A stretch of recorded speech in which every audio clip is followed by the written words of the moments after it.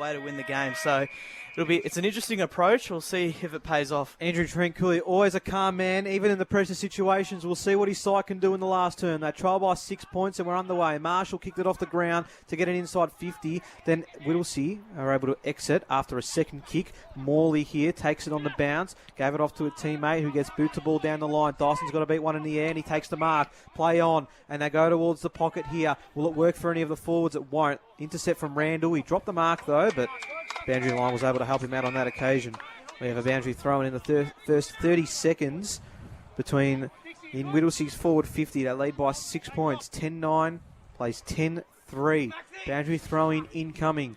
It's going to be Clancy Bland to do that ruck work. He's up against the 23rd player for Diamond Creek in Blake Wiley. Clancy Bland has won the free kick. No, he's given away the free kick to Blake Wiley, who's going to handball it away to the ever-reliable Dale Marshall. Goes towards the outer side. Carter can impact, and he got a hand onto it. Now can he keep the ball in play? He can't. He might be happy to set it out. He does. And we've got a boundary throw-in on the outer side. 55 out from the Eagles' goal. They lead by 6 points. So it's a bit of a cliche in footy, but this first goal of this final quarter is just so crucial. Because if Whittlesea can break it open and get a 2-goal lead in, it's going to be tough for Diamond Creek to come back. As Ty Bland gets a great clearance out of that stoppage, gets a handball over to Johnson, who just kicks a long scrub up to Beattie, who's tackled straight away. Oof. Unlucky, I think. I don't think he had prior opportunity, but he probably didn't make an effort to get that one out of the contest. So the free kick has been paid in favour of Diamond Creek on the last line of defence. And I think it will be Joel Randall who takes it. Long kick out of defence. Can't find a target in empty. Landed in the middle of about 4 players. Over his head. Probably saw a couple of targets and didn't know which one to go to. So the ball's back on that half-forward flank, outer side. And thrown back in now. It comes down and is immediately cleared by Diamond Creek midfielder. Major lays a big tackle on the wing, and the ball will be thrown back up. 2.5 minutes in, final quarter. We'll see by 6. Ball gets tossed up. A ruckman getting a good tap. Bland caught in a tackle. Secondary stoppage. Just a bit tense around the ground at the moment. It's a crucial stage of the game early in this final term. Hobbs tried to get it towards Carter. Searle was able to impact instead and will absorb the tackle for another stoppage. Slightly closer to Whittlesea's goal. I was going to say it might not sound like it, but there is a big crowd in. Nah, absolutely. They're spread around, and it is just, there's so much pressure on this game that no one knows what to think at the moment. Absolutely. As the ball comes down out of that stoppage, and Johnson's around, but can't get a clearance. It comes out to Marshall, who just snaps one over his head on that left boot. Does find a target, but just can't take it, and Shin Mahoney is able to clear for the Eagles. Gets one over the top to Ty Bland, who just takes the mark and is going to go back and send one long inside forward 50. He's got his brother Clancy to fly at the front. Can't take the mark. And now Beattie's going to rove it and snap one towards goal. Just hits the right-hand goalpost. So it makes it a 7-point margin. 10-10-70 the Eagles, leading Diamond Creek 10-3-63. 4 minutes gone, final term. He was about to celebrate like you would not believe, and rightly so, but just missed, as you said, Jared. 7 points now to margin. So the first score of this last quarter going the way of the home side. Big kick from Keating out of defensive 50, right to the middle of the ground. Elise got an important hand onto it. Murphy Doe's picking up the crumbs. Got the handball away, gets the 1-2 from Clancy Bland. Enters the 50. Jared Murphy, what a ripping goal. Misses to the right. The Eagles are pressing. They lead by 8 points. 10-11 plays 10-3. 4.25 minutes gone. Final term. Creekers look like they're on the back foot as it stands. They're going to try again out of their defensive goal square, but they're unsure. Keating called to play on. Gets it to between two Diamond Creek defenders. Searle did well to spin out of trouble. Got it away. Now a chance for Brennan. Goes towards half forward. In fact, a bit more further than that. Major got the handball away. Searle kept running. Inside 50 he goes. Getting in front was Higgins. Was able to trap the footy. Wins the ball back. Gave it away to a teammate. And now Tyke Bland on the defensive 50. Can clear it away. His target was Morley. Didn't get to him. And getting wrapped up is Donaldson. We'll have stoppage, but I feel like Whittlesea, Zach, still on. The game's still on their terms. Yeah, definitely, but this is a dangerous position just outside Diamond Creek's forward 50. If they can get a clearance in there, the Eagles might be under a lot of pressure. But Alisi gets a tap down. It runs onto Clancy Bland, but he's tackled as he kicked and just drops the ball. So incorrect disposal. And it will be Ryan Donaldson who has this ball and will send Diamond Creek inside forward 50. He's got a big lead coming forward. Can't take the mark. Alisi. Ball just falls into his arms and he's wrapped up immediately.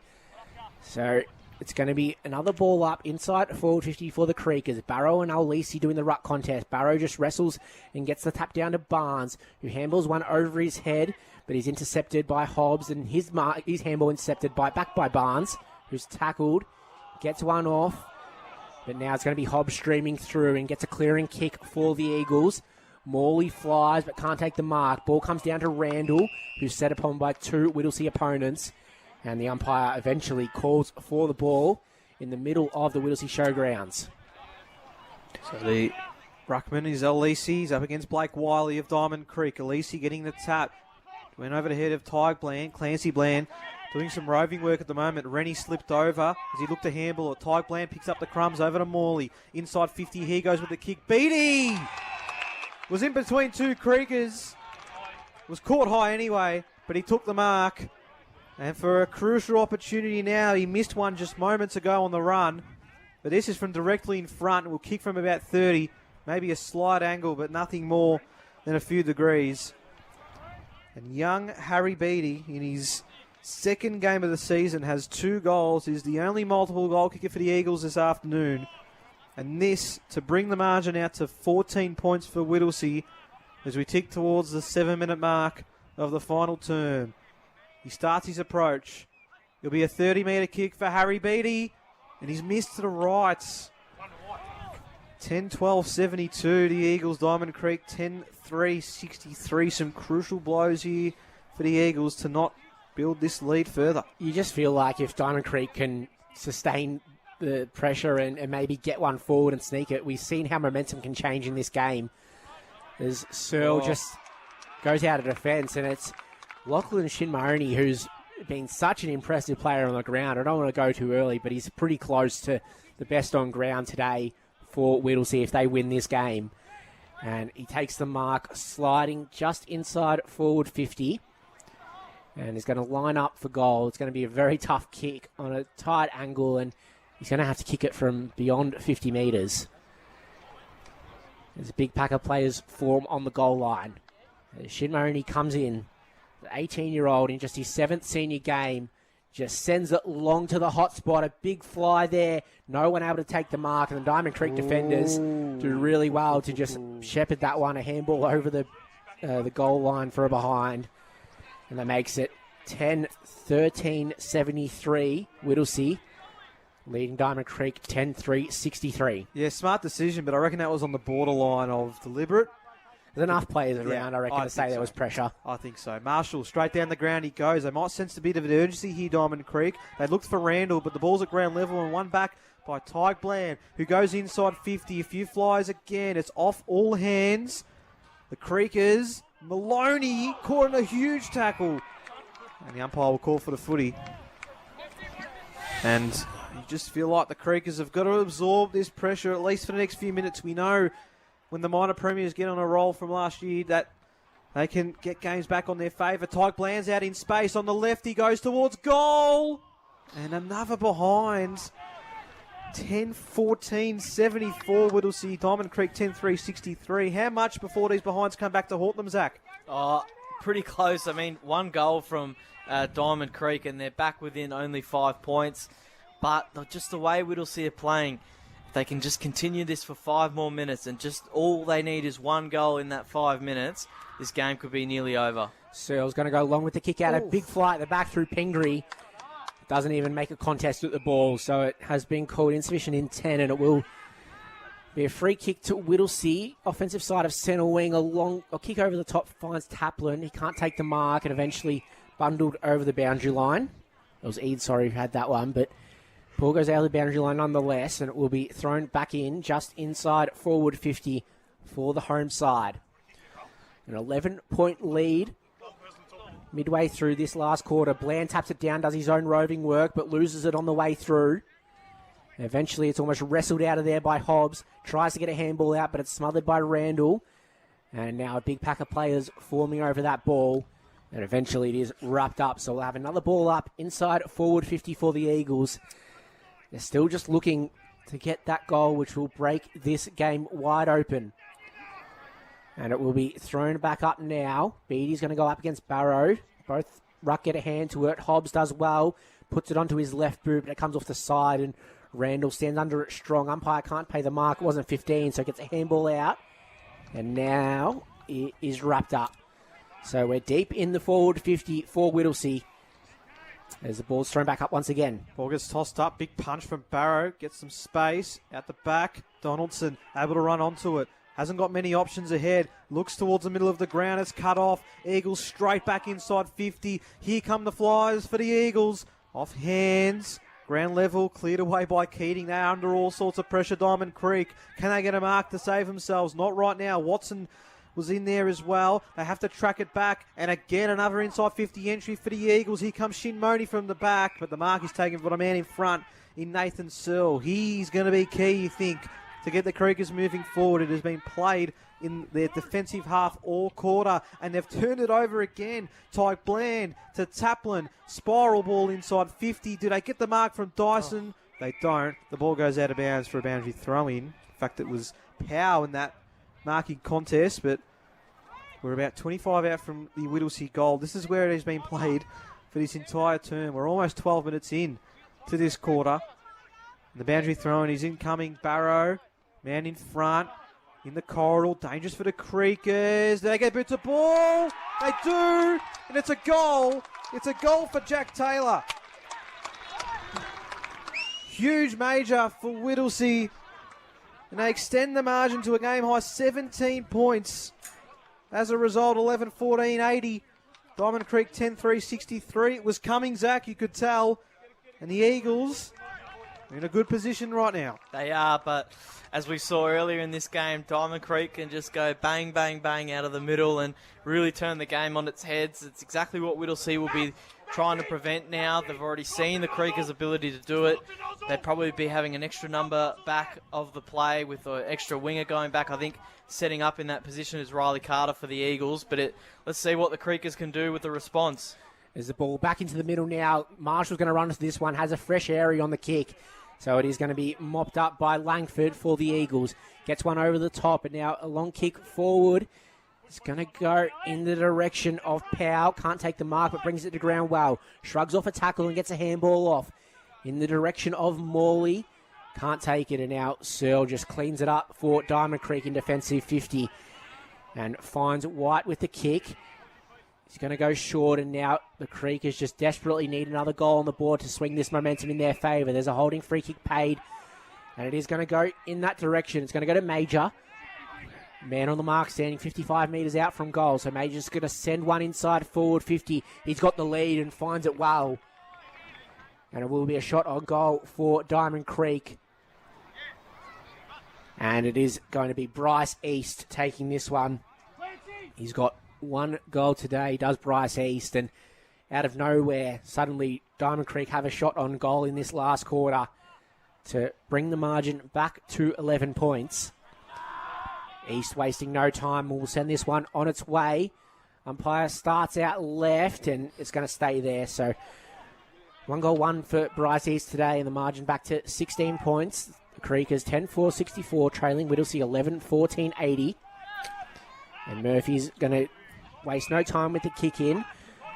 Finds Adder in the corner of the centre square. He's going to go to Tyke Bland on centre wing. And once again, he wastes no time going the Beatty direction. Rises high for a big mark. And I think there's a downfield free kick might have been paid. Beatty took the mark anyway. It was a strong one. He has it on the paint of 50 metres. He's going to have a shot. And he looks pretty confident. He's kicked 2 goals, 2 today. And it looked like it was Matthew Brennan who gave away that free kick in the middle of the ground. So, Harry Beatty, 17 goals in 6 reserves games this season. And 2 goals, 2 today. We're right behind him in our commentary position here. He's going to send this one on its way now. Starts it out right. It's coming back. It's trying its best, but just doesn't get enough. And floats through for another behind. So 11-15, 81 now, Whittlesea. Leading Diamond Creek 10-4-64. 17 points the margin. 15 minutes gone. Final term at the Whittlesea Showgrounds. Creekers, after starting 9 straight, have kicked 1 goal in their last 5 scoring shots as they look to go down the middle again. It's a good mark by Wiley. Still defensive half of the centre square. That kick, he's going to be turned over. He had about 3 Creekers on that wing, and he picked out the Eagles man instead. And Whittlesea are in complete control of this contest. That kick down the line is looking for Dyson. Does it stay in play? I think it's going to be touched over and for a boundary throw-in. So the Creekers, Zach, are starting to miss some crucial shots at pivotal times. And now 15 points down, or 17 points down. They're going to have to start taking the game on, you think? They sure are. We talked about Tranquilli basically saying to his players it's all right to go slow. I think you have to throw that out the window and start taking the game on now. And they're going to try to do that through the middle. Matthew Lewis goes towards centre half forward.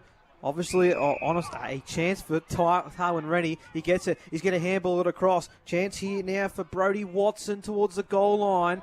The Eagles, they can rush it through if they want. Eade decides not to, and why not? Because you've got players streaming out. Mark taken by Carter at half-back. Now the players arrive from Diamond Creek to try and clog up the wing. And it's going to force Carter to go down the ground. Tyke Bland was able to pluck it and then hold on to it with one hand. Between wing and half-back is Tyke Bland for the Eagles. He's been a fantastic player again for them today. Goes towards half-forward. And the pack will set that ball out of bounds. 17 minutes into the last quarter. I say in the three-quarter time huddle, Gary Ramsey, the last thing he said was, Tyke Bland, lead us home. So he's putting the onus on one of his star players to lead the way in this last quarter. He's probably had a quiet day by his standards, but still had a big influence. And we'll look to have that same in this final quarter as Whittlesea leads Barrow to the ruck contest, gets a tap down to Clancy Bland, who's wrapped up by 2 Diamond Creek opponents. Just inside the 50-metre arc. Just quickly, how good is it to have a 2-ruck combo where you get Clancy Bland playing as the rover and Whittlesea doing the ruck work? It's crazy because they can switch things up at every stoppage because this time it's going to be Clancy Bland taking this contest, gets a tap down to his brother Tig, and he's wrapped up. So maybe do they switch Whittlesea back into this one? I don't know. It's going to be Clancy who takes it up against Barrow. Barrow taps it down, but storming through his hobs. Clancy Bland bumps his opponent off, but now it's cleared out through Lewis. Centre half back taking the mark on the lead is Pingree. He wheels around straight away. He's going to go laterally. They don't have anything up forward. It's all one-on-one contests. Eventually it does find its way to Watson on centre wing outer side. And he's going to go with a short chip kick over the top. So the Creekers just desperately need a goal on the board to have any chance of stealing a victory away from this Whittlesea side. Handball inboard finds Brennan. Goes around. His kick is smothered. And now Whittlesea looking to capitalise on this one. It's going to go. Clancy Bland's on a lead, but there's a man standing in front. The umpire had paid the mark before it even got to him. He was so confident he was going to take it, but Lewis dropped it. Does well to mop up. Gets a kick forward, which is intercepted by Carter. Handball over the top, and now a short kick does find Bland of the Clancy variety on centre wing. And we'll just look to slow things down a little bit. He's going to go with a long kick down the line. It's 4-on-3 in favour of Diamond Creek. They do well to bring the ball to ground. Tobin's there. His handball just intercepted slightly and eventually comes out to Johnson. He can't get a clean possession. And now a big pack of players form over the top of it. Camburas at the bottom. And the umpire calls for that ball. I'll tell you what, if you didn't know what the score was, you'd think Whittlesea are the ones behind. They are so desperate to win this footy back. It's what Diamond Creek need to start bringing to the fore. We're just about into time on. And I don't have the stats, obviously, but the ball wouldn't be in their forward half for more than maybe 10% of this quarter. They're going to try again through Tobin. The ball goes behind the pack. Chance here for Barnes to pick it up on the full. It's going to be dragged under. Murphy. There is Marshall. Was he held without it? Murphy again. He's been superb. Shinmoni. He might be mown down here. Does he get rid of the football correctly? He doesn't. Marshall wants to take advantage. He's got a one-on-one to the top of the goal square. It's a hold. It's going to Wiley, who plays on and gets an important goal. No. And has barreled it straight into the goal umpire. I'm sure he didn't mean to do that. But he's all clear to give the goal. And it's back to 11 points. 11-4-70. Whittlesea 11-15-81.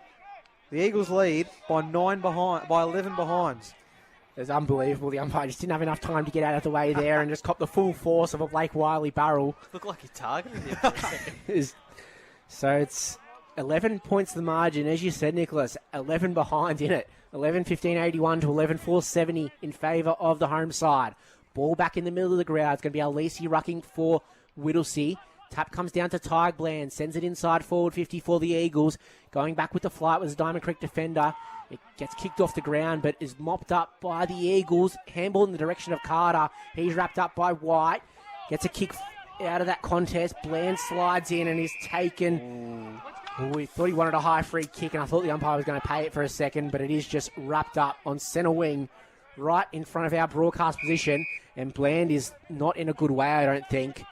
He's going to have to come off the ground here. No, It looks all right. He's got up on his own accord and waves the trainer away. Ball will be tossed up then. Barrow and Alesi. Barrow getting a hand onto it. Quick kick from Dyson's not 15, but it works out perfectly for Clancy Bland, who's got Johnson on the run in the middle of the ground. He finds power. The ball went to his feet. He kept it moving forward for Johnson, who can handball it across. Shin Money, he can put the icing on the cake here, and he does. Caps off a terrific afternoon for the 18-year-old by looking to give Whittlesea another victory in 2024 to make it 8 straights for the year. He puts it through for his first of the afternoon, and the Eagles are 12-15-87. Diamond Creek 11-4-70, and that might just about be enough to see the hosts home. A couple of great efforts to lead to that one. Johnson streaming through the middle of the ground, gets the handball. Riley Powell did the team thing to just paddle it forward back to Johnson, and then giving it off to Shin Mahoney, who I dare say we'll be chatting to after this game is over, because he has been one of Whittlesea's best this afternoon in what looks like it could be a massive win for the club. Ball back in the middle of Whittlesea Showgrounds now. Alesi goes over the top to get the tap down. Searle barreling through. Gets a kick towards forward 50, but the relieving mark is taken by Murphy. He goes over the top. Hobbs flies and comes down with the ball well. And it's just might waste a bit of time. Might have a bit of cramp there. Is the champion. Gets the handball off to Tig Bland, who's going to send it inside forward 50. Powell's there, so is Dyson. Neither able to take clean possession. Powell somehow comes out of that one, gets it onto the side of the boot, and hits the behind post with that one. So probably deserves more reward for his efforts today, does Riley Powell. But Diamond Creek with the ball in the last line of defence. They need 3 goals, and it's 23 minutes into the last quarter. The way they've been playing this final term, it doesn't seem likely. But stranger things. Randall gets it out. Diamond Creek trying to take the game on through Maloney. He goes through the middle of the ground. The Creekers have the numbers, but they're not clean with the footy at the moment. And here come the Eagles swarming in. Well, they've given away a high tackle on this occasion. And they want to move it quickly. They're going to have to. They go towards half forward. Good mark taken. They're still too far out from home. Handball inboard back to Maloney. He's kicking it from 45 out from goal. Will it get there? Goes to the line. Bouncing ball. Still a chance for Barnes. He tries to shrug the tackle. Does he lose the footy? A lot of numbers around. The snap towards goal from Jarvis misses to the right. It felt like that had to be a chance. So now 5 of their last 7 shots on goal, the Creekers, have been behinds. That's after starting 9 and zipped for this game. They trial by 16. Yeah, probably overcorrected now. It's probably sounds about right after they kicked the 9 straight. So Gary Ramsey pretty happy they've been able to stifle that goal-kicking prowess of the Diamond Creek side. As a long kick out of defence finds Lachlan Shin Mahoney. Takes the mark in front of that scoreboard. And will send Whittlesea down the wing. He's got a target. Can't take the mark. It's spoiled down. It's on centre wing now. Handball over to Marshall, who gets one. Well, feigns one to Searle and then just goes with a long kick inside forward 50. Goes over the head of the intended target and eventually finds its way to the pocket, trying to keep it in. And eventually it does find its way to Barnes. He's tackled off it, and now the Whittlesea defenders looking to relieve Adder. Gets a handball over to Taplin, who sends a scrubber kick forward.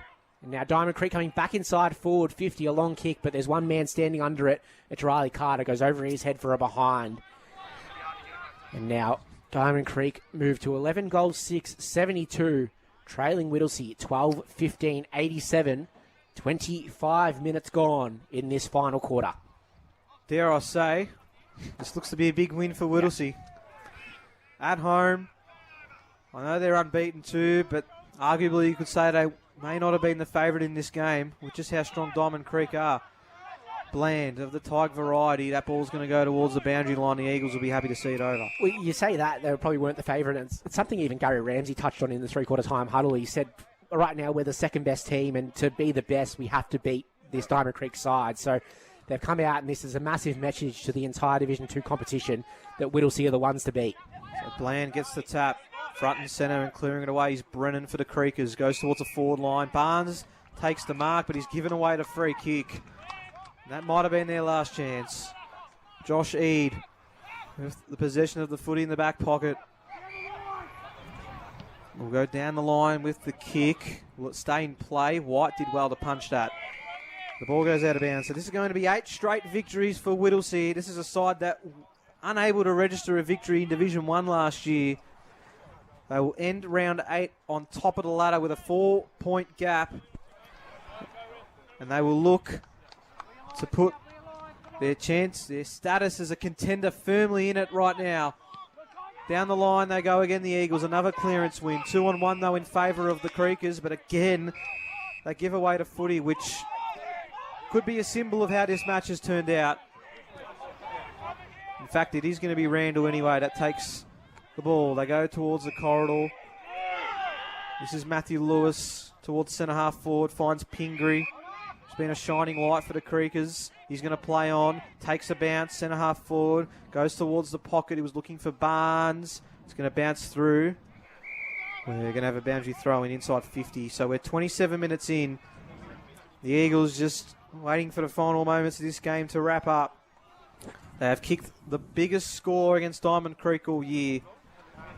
They'll move to, I think, the number 1 attacking team in the competition as well. And they'll look to be the team to beat again. Clancy Bland getting the tap. Ball hovering around. Plenty of plays around. Umpire still happy to let it go. And there's your siren. The Eagles are truly flying high at the moment. They are 8-0 to start season 2024. And they have put together a magical performance against their fellow unbeaten opponents in Diamond Creek. And at the showgrounds, they show who is boss for the time being. With players out and young guns having to stand up, Gary Ramsey's men finish the afternoon as victors. Full time at the Whittlesea Showgrounds. Whittlesea 12-15-87. Defeat Diamond Creek 11-6-72.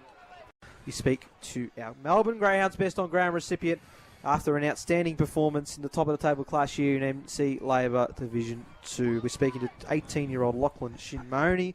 Lachlan, thank you so much for joining us, mate, and congratulations on what was a really high-quality performance against two sides. You must be super proud of your team's efforts today. No, thanks for having me. Obviously it was a great team effort. I thought probably the best game we played, four-quarter game all year, other than probably a little lapse in the second quarter, but no, it was a great team win and move on to next week. How much was talked about this game coming into it? It seemed apparent pretty early in the season that it was going to be these two sides fighting it out for glory at the end of the year. We're obviously not there yet, but for both sides to be unbeaten, you're on your home deck, you've come off some pretty close results of late. How much attention was brought into this game and trying to topple off the Creekers? Yeah, obviously we knew it was a big game, so was last week as well, and I think every week's just as big a game as each other, so we just tried to keep it simple and to what we've been doing all year, back ourselves in, a couple of little changes structurally to sort of go against what they want to do, but yeah, I wouldn't say an immense amount of difference during the week, just really focusing on what we can control. Now, a few changes for your side coming into today. Of course, your captain, Xavier Damasi, wasn't able to get onto the track. No Blake Watson. Mitchell Andrews was unavailable as well. So, along with yourself, a few other young guys really had to come in and stand up, which I'm sure has been pleasing to see so many 18 to 20-year-olds come into this team and play such a key role to get your side the win today. Yeah, 100%. I think myself, Jack Morley, Sticks in the ruck. I think us young kids are really trying to drive the club forward, and it's great that we had the 19s back this year as well, and the club sort of identified getting a few of us back who had played juniors here, and The under-19s had a great win this morning as well. So I think the club's really identified getting local young kids in to hopefully drive forward and play finals footy. And what does it mean when you're running around as a Whittlesea junior? You run around with guys like Max Dyson, Matt Dornoff, Lucas Hobbs, guys who are legends of not only the Whittlesea Football Club but the Northern Footy Netball League as a whole. It must be great to know that you're on the ground with some of the greats and you can learn a lot from some of those guys. Yeah, 100%. I think some of the learnings that they just teach us, not only on the ground during a game, but at training and just pulling us aside and giving little pointers that we wouldn't see as 18-year-old kids who've only ever played junior footy. I think it's enormous for us, and not only just us juniors. I mean, the younger sort of players, the 24-year-olds, 25-year-olds even, they're still learning heaps off, like your Hobbs is. He's won a Division 1 league medal, so to be able to run out with them, you just sort of walk a bit taller, I guess, and know that they've 100% got your back. And Gary Ramsey as well is your coach. He's obviously achieved so much across his entire coaching career.